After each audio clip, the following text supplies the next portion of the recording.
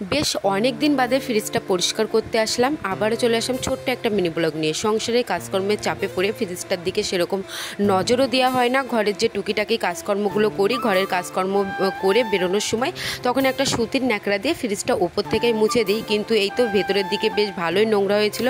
আর সাদা, বুঝতেই পারছে যে সাদা জায়গায় যদি একটু ঝোল তরকারি পড়ে বা কিছু পড়ে একেবারেই কিন্তু দাগ হয়ে যায়। আর যেহেতু বাজারও ফুরিয়ে এসেছিলো, আবার সপ্তাহের বাজার নতুন করে তোলা হবে, তাই ভাবলাম বাজার যেহেতু ফুরিয়ে গেছে তাই একেবারে ফ্রিজটা বেশ সুন্দর করে পরিষ্কার করে রেখে দিই। শুধু ফ্রিজ বলে নয়, আমার প্রত্যেকটা জিনিসের প্রতি কেন যায় না আমার মায়াটা ভীষণ পরিমাণের। আমার কোনো জিনিস যদি ছিঁড়ে যায় বা কেটে কুটে যায় বা খারাপ হয়ে যায়, আমার মনটা ভীষণ খারাপ লাগে। সেটা আমার 100 টাকার জুতোই হোক না কেন বা 150 টাকার কোনো চুড়িদারই হোক না কেন, যদি সেই জিনিসটা আমার খুবই পছন্দের হয়, যদি কিছু হয়ে যায় আমার মনটা ভীষণভাবে খারাপ হয়ে যায়। এই তো এখন এক এক করে আমি সমস্ত র্যাকগুলো খুলে নিচ্ছি। এগুলোকে নিয়ে সোজা চলে যাব কলতলায়।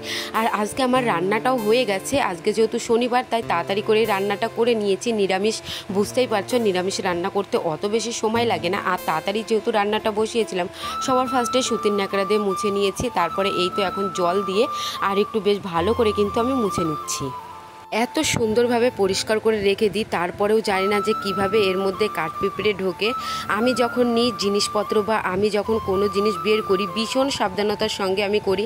কারণ যেহেতু আমাকেই করতে হয়, তাই আমি সেই জিনিসগুলো যখন নিজে করি তখন প্রচুর সাবধানতার সঙ্গেই করি। কিন্তু কেন জানি না তবুও এই তো নোংরা এরকম হতেই থাকে। আর আমাকে তো মুছতেই হয় ডেলি। আর এই পাশগুলোতে যে রাবারগুলো ছিল তার মধ্যেও বেশ পরিমাণে নোংরা জমেছিল, তাই সেই নোংরাগুলো একটু ভেজা ন্যাকড়া দিয়ে এই তো আমি তুলে নিচ্ছি। এই ফ্রিজটা যেরকম মনের মধ্যে অনেক আনন্দ সহকারে বাড়িতে এনেছিলাম, সেরকম কিছু মানুষ অনেক খারাপ ব্যবহার করেছিল এই ফ্রিজটাকে নিয়ে। অনেকেই বলেছিল যে ফ্রিজটা জলের মধ্যে ফেলে দে, খাদের মধ্যে ফেলে দে। তো যাই হোক, নিজেদের কষ্ট করা জিনিসের যে কতটা মূল্য, সেটা 2 টাকার হোক বা 1 টাকার হোক, যারা করে তারাই জানে। ফ্রিজটা অনেক স্বপ্নের, অনেক আশার ছিল। তো যাই হোক, লোকে যে যাই বলুক না কেন, যেহেতু নিজেদের কেনা তাই তো নিজেরা তো আর কখনোই ফেলে দিতে পারবো না, আর ফেলবও না।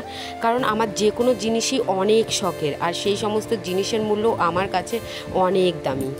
ফ্রিজটা আমি পরিষ্কার করে এখন এই তো যে ফ্রিজের যে র্যাকগুলো ছিল সোজা চলে আসলাম কলতলায় নিয়ে। এখন আমি এই তো বাসন মাজা সাবান দিয়ে র্যাকগুলো ধুয়ে নিচ্ছি। আর ঘরেই আমি এইগুলোকে রেখে দেবো, না হলে বাইরে রাখবো না। আমাদের বাড়িতে এমনি বাচ্চা কাচ্চা চলাফেরা করে, বলা যায় না। তো যাই হোক, আর আমার হাজব্যান্ড আসলে তখনই আবার ফ্রিজের র্যাকগুলো লাগিয়ে দেবে। ভিডিওটি কেমন লাগলো অবশ্যই জানিও। যদি আমার চ্যানেলে নতুন হয়ে থাকো